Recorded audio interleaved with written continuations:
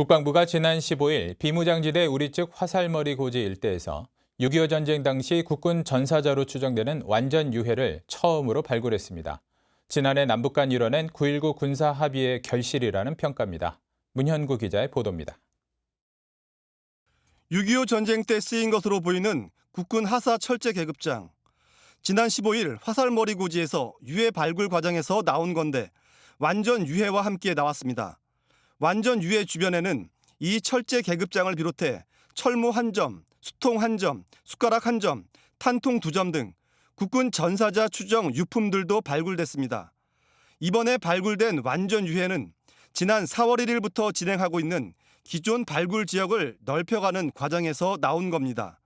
앞서 국방부는 지난해 9.19 남북 군사합의 이행의 하나로 군사분계선 주변을 중심으로 한 남북 공동 유해 발굴 기초 단계로 지난 4월 1일부터 화살머리 고지 일대 우리 측 지역에서 지뢰 제거와 기초 발굴을 하고 있습니다.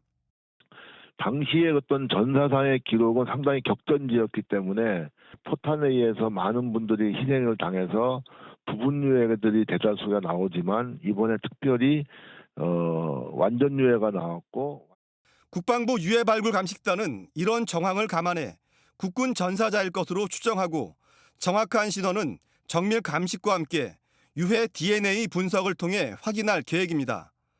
이와 관련해 지난 10일부터 15일까지 엿새 동안 추가로 식별된 유해만 해도 57점에 이릅니다. 지난 10일에는 위아래 팔뼈 각 1점씩과 허벅지뼈 1점이 나왔고 14일에는 갈비뼈와 척추뼈가 각각 5점 등이 발굴됐습니다. 국방부는 4월 1일부터 지난 15일까지 한 달 보름 정도에 걸쳐 발굴한 유해만 이번에 나온 완전 유해를 포함해 모두 220점에 이른다고 밝혔습니다. 앞으로 발굴이 계획된 면적에 대해서도 샅샅이 훑어갈 예정인 만큼 현재와 같은 발굴 양상을 고려하는 동시에 남북 공동 발굴까지 실제 이뤄진다면 상당히 많은 유해 추가 발굴도 가능하다는 분석입니다.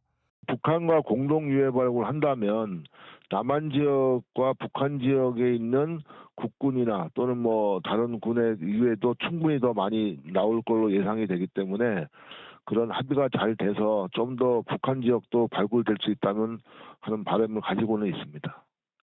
국방부는 발굴 과정에서 발견되는 유해에 대해선 최고의 예우를 다해 수습하고 시간이 걸리더라도 가족의 품으로 돌려보내기 위한 국가의 의무와 책임을 다해 나가겠다고 강조했습니다. 국방뉴스 문현구입니다.